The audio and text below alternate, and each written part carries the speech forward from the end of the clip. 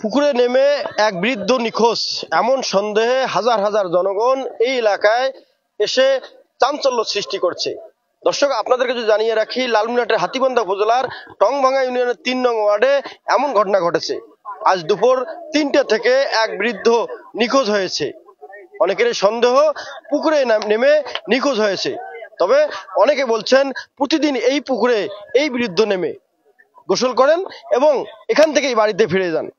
এই বৃদ্ধর নাম অনেকেই বলছেন আজাবউদ্দিন।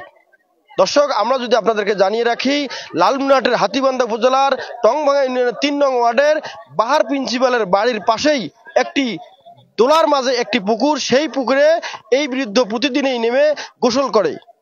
আমরা স্থানীয় একজনের সঙ্গে একটু কথা বলবো, জানতে চাইবো এই বাড়ি কোথায় এবং তিনি কেন এই পুকুরে, একটু যদি আমার সঙ্গে একটু কথা বলবেন। এই পুকুরে নেমে গোসল করে এই বৃদ্ধ প্রতিদিন, এই সন্দেহ সবাই রে যে আজকেও নেমেছে। আসলে আপনারা কি জানেন? না, ঠিক আছে, এটা ঠিক আছে। কি জানেন? এই যে এখানে যে নামিয়ে গোসল করছে, এটা ঠিক আছে কথা। আজকে কখন থেকে নিখোঁজ? 3:30 থেকে। এনার বাড়ি?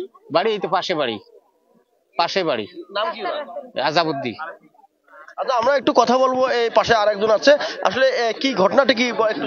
এইখানে তো হাজার হাজার মানুষ আসছে পাশে। এখানে ওনার বাড়ি রোডের সাথে, কথা বলছেন, রোডের সাথে বাড়ি। এইখানে নাকি এই যে গেঞ্জিটা এইখানে রাখিয়া পুকুরে নামছে। প্রতিদিন নাকি কম বেশি গোসল করে, কিন্তু আজকে গোসল করার পর যে 3টা সাড়ে 3টার দিকে নাকি আনুমানিক নামছে।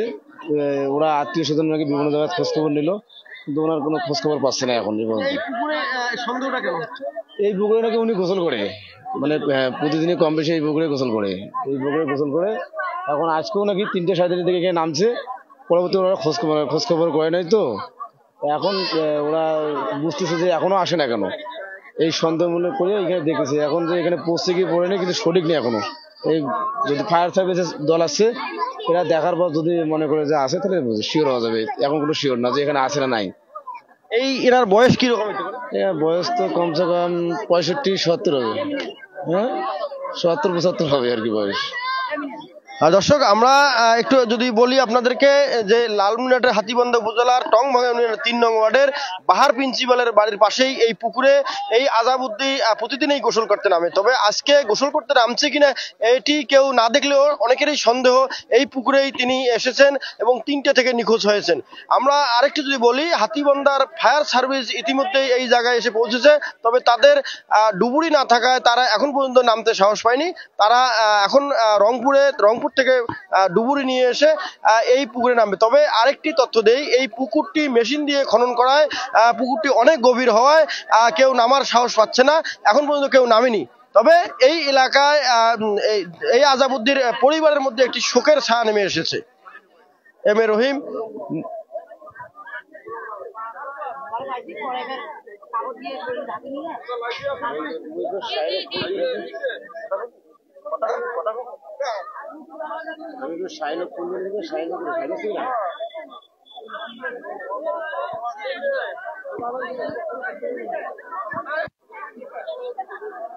ফায়ার সার্ভিসের কথা বলবেন? ফায়ার সার্ভিসের কথা মনে করেন?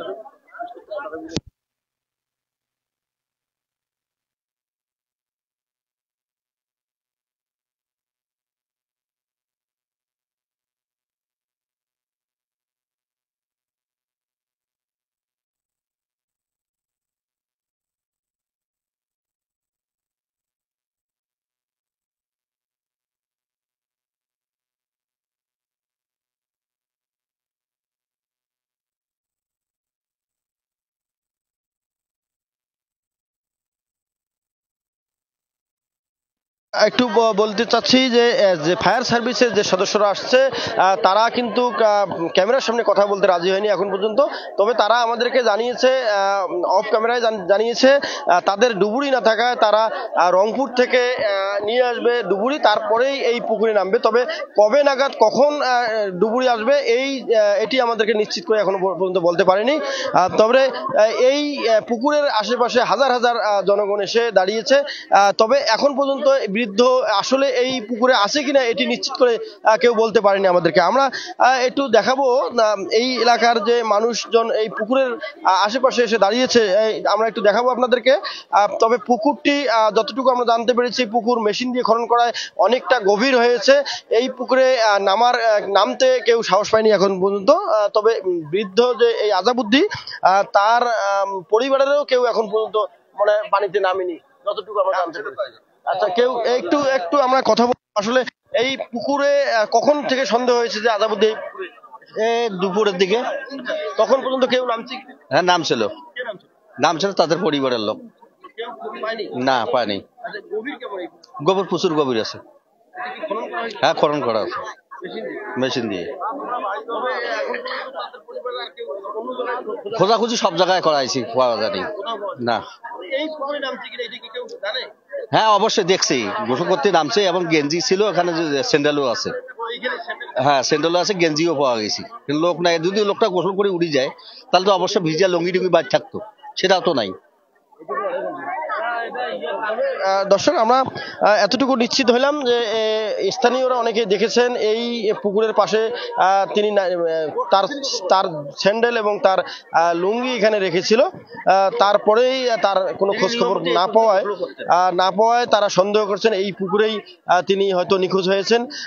এও বলেছেন যে তিনি নিয়মিত এই পুকুরেই প্রতিদিনই গোসল করেন। M A Rahim, news channel 24, Lalmonirhat.